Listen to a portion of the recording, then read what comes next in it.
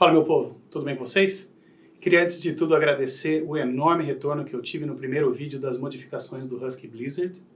E para não perder nenhum vídeo dessa série, se inscreve no canal e se você curtiu o vídeo, não esquece de deixar seu like, ok? Vamos lá?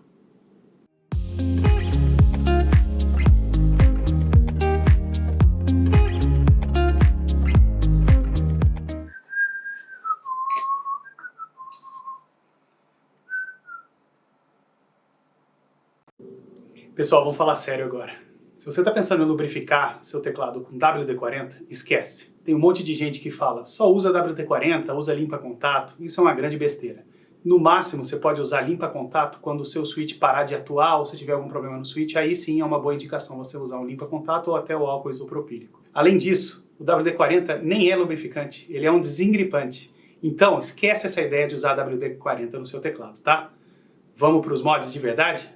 Bom, nessa parte a gente vai fazer duas coisas. Primeiro eu vou mostrar como você pode melhorar os estabilizadores do seu teclado. Você vai reparar no vídeo que quando eu estiver mexendo nos estabilizadores, você já vai ver umas coisas diferentes na plate. Eu acho que isso aconteceu porque eu estava muito ansioso, fui direto para o Dremel para fazer as alterações no plate e só depois lembrei de fazer as modificações no estabilizador. Então não repara nesse primeiro detalhe. Então a primeira coisa que a gente vai fazer é tunar os estabilizadores do teclado. No nosso caso, a gente só tem 3 estabilizadores aqui no backspace, um no Enter e um na barra de espaço. Para tirar o estabilizador, a gente vai puxar esse pininho que está encostado na parte superior do corte do estabilizador. Então eu vou empurrar esse pininho e puxar ele para cima ao mesmo tempo. Isso previne que você tenha que desmontar o teclado para tirar o estabilizador. Aqui você vai precisar tirar o switch. E o motivo pelo qual você precisa tirar é para escorregar o wire ou o arame do teclado pelo corte que tem aqui na plate. Vamos repetir a mesma coisa para esses 2 estabilizadores aqui.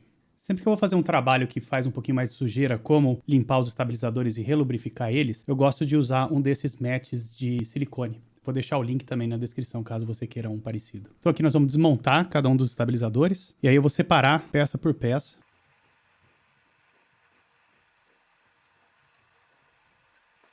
E aqui a primeira coisa que eu vou limpar vai ser os arames. Para isso eu vou usar álcool isopropílico e um paninho. Vou jogar um pouco de álcool no paninho e vou passar nos lugares onde eu tenho esse lubrificante. Eu vou fazer a mesma coisa com as housings, que é como a gente chama essa parte do estabilizador. Só para você dar uma olhada aqui, ó, a gente tem bastante lubrificante nessa parte da frente e na parte interna. Então vamos tentar limpar tudo isso.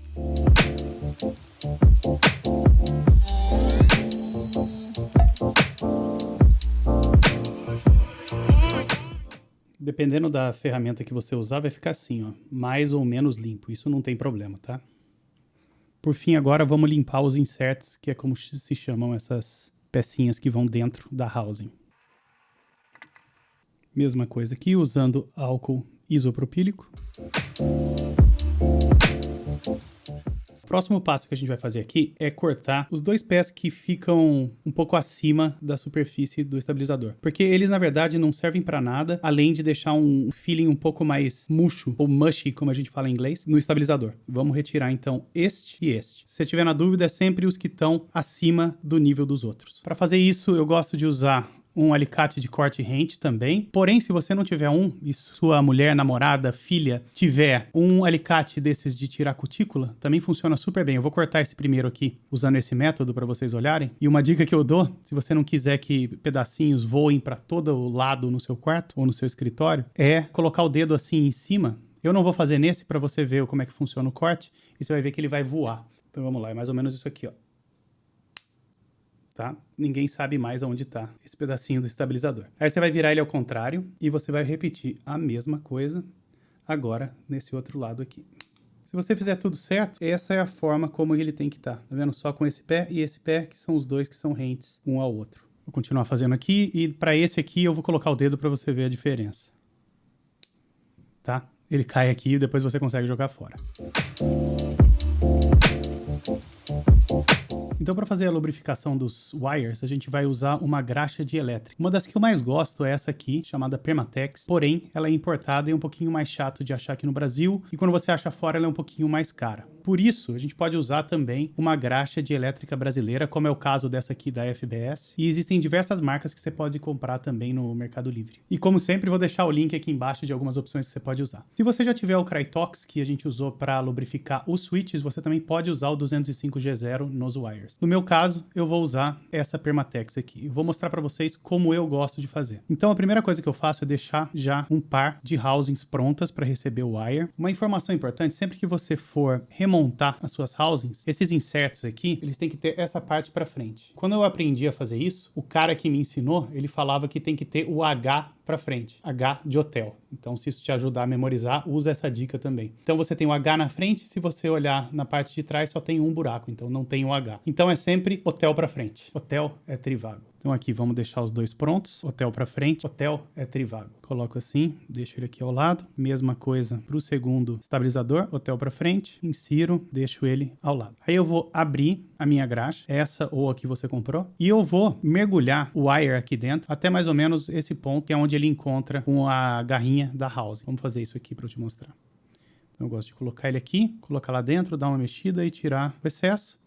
Mais ou menos essa cobertura, que é o que a gente está procurando. Aí eu vou pegar a housing com a parte da frente para cima e vou colocar o wire no buraco inferior do insert. Eu acho que se você inserir ele nessa posição, sempre fica mais fácil de inserir ele lá embaixo. Uma vez inserido, você clipa ele nessa garrinha que tem na housing e repete a mesma coisa para o outro lado. Fica sempre ligado na posição que está o seu estabilizador aqui, para na hora de você virar para o lado certo. Faço a inserção e aí eu clipo no lado correto. Vamos repetir isso agora para todos os estabilizadores.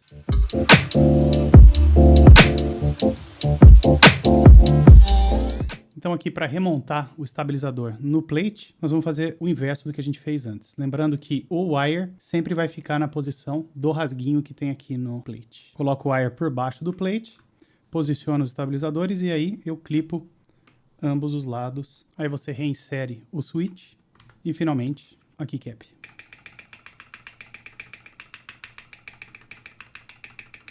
A diferença é gritante. Vamos fazer mais um aqui. Então o wire na posição onde tem o rasguinho no plate, clipo os dois lados, reinsiro o switch e aí por fim coloco a keycap.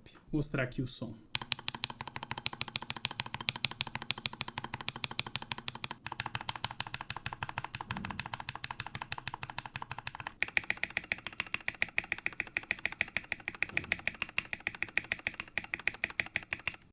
Opa, senhor teclados do futuro aqui, eu dei uma pausa na edição só para falar com vocês um pouco sobre as medidas de segurança. Vocês vão ver que eu estou usando aquela mini retífica, também conhecida como Dremel, para cortar um pedaço dessa plate de aço.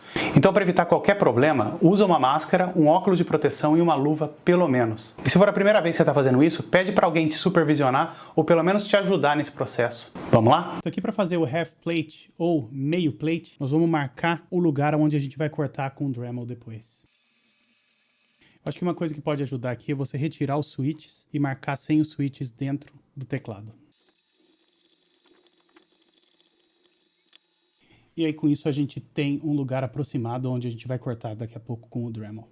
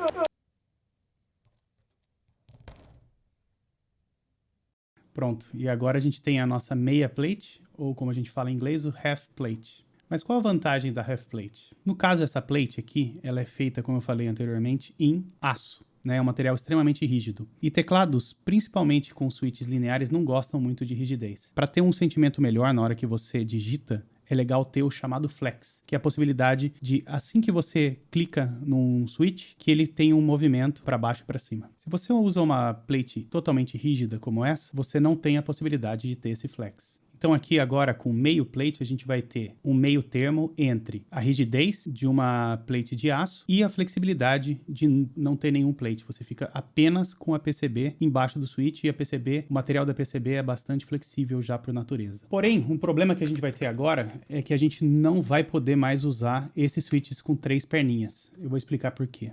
Para explicar, eu vou usar um outro teclado que eu tenho, que tem o mesmo problema. Esse teclado aqui é o Tofu HHKB e ele acho que não está mais à venda, tá? Mas eu fiz a mesma modificação que a gente fez aqui e se você olhar, as teclas elas estão todas desalinhadas. Isso acontece porque sem esses quadradinhos para prender o switch na plate, não tem nada que segure o switch na PCB, a não ser as 2 perninhas que tem no switch. Então se você virar o teclado de ponta cabeça e chacoalhar um pouquinho, você vê que alguns switches até caem porque eles não estão perfeitamente presos na PCB. A solução para isso é usar um switch de 5 pinos. Então você vai ver que 2 pinos aqui encaixam lá na PCB. Olha a diferença se eu usar esse switch ao invés desse switch que a gente tirou. Você pode ver que o switch está bem preso agora lá na PCB e se eu tentar tirar ele, eu preciso de bastante força até eu conseguir tirar, ao contrário dos outros switches desse teclado. Então, se você for fazer esse mod, eu recomendo que você use também um switch com 3 pinos. A razão que eu estou usando os Milk Yellows é porque eles são baratos e você encontra eles no AliExpress, vou deixar a descrição aqui embaixo, como sempre. Então, eu vou fazer o mesmo processo com esses switches agora. Eu vou abrir, lubrificar, colocar filme neles. Quando tudo isso estiver pronto, eu volto para a gente continuar o nosso mod.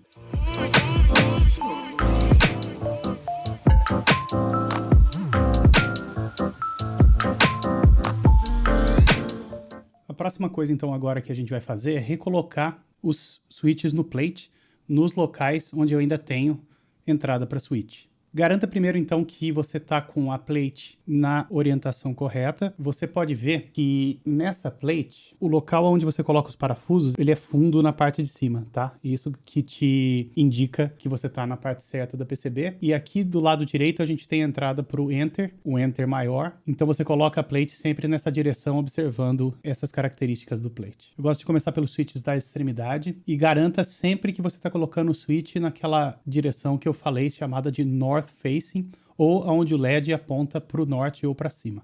Vou colocar alguns nas laterais e alguns no centro, só para começar. Outra coisa para ficar atento é se o pezinho do switch está reto, porque se ele não tiver, vai dar problema na hora de colocar na PCB. Se tiver algum switch torto, como esses dois aqui, eles vão sair para fora da PCB. E aí, com cuidado, você vai nas extremidades, garantindo que eles estão no local correto e vai empurrando até todos eles estarem presos. É normal algum deles sair, conforme eu disse, eles não estiverem retinhos. Com esses aqui colocados, a gente pode partir para os próximos. Eu cometi um erro aqui, que eu esqueci de colocar os estabilizadores. Então, deixa eu fazer isso antes de continuar. Para colocar o estabilizador, fica sempre atento para qual lado da plate tem esse corte. Isso vai indicar que você vai colocar o wire ou arame do estabilizador nessa posição. E aí você coloca e aperta para baixo dessa forma. Uma vez terminados todos os switches, eu vou trocar a mola da minha barra de espaço novamente. A mola que eu estou usando é essa de 98 gramas da Novel Keys. Eu vou deixar aqui embaixo na descrição também um link para onde você pode encontrar molas pesadas no AliExpress. Uma outra dica é sempre que você mudar alguma coisa no switch, por exemplo, esse switch agora está com uma mola mais pesada, eu gosto de deixar uma marca nele para eu sempre saber que ele é diferente dos outros. Então, eu uso uma caneta, um pincel atômico e eu passo um traço azul aqui em cima que já diferencia ele dos outros se a gente decidir tirar esses switches desse teclado. E agora nós vamos continuar colocando switches nas outras posições. Você vai notar que é bem mais fácil de encaixar eles sem o plate, porque você consegue ver exatamente o que você está fazendo. Bem mais fácil de ver se, por exemplo, uma perninha está dobrada, que é o caso desse aqui. Agora, para aumentar aquele flex que eu falei antes, a gente vai cortar esses 2 pinos aqui de baixo da case. Eu perdi a gravação desse passo, mas basicamente você vai usar um desses alicates de corte rente, pode ser desse modelo aqui, ou desse modelo aqui, ou uma outra ferramenta de corte que você acha interessante, e você vai cortar o mais rente que você puder da base ali. Para terminar então aqui, vamos fazer um typing test para ver como ficou?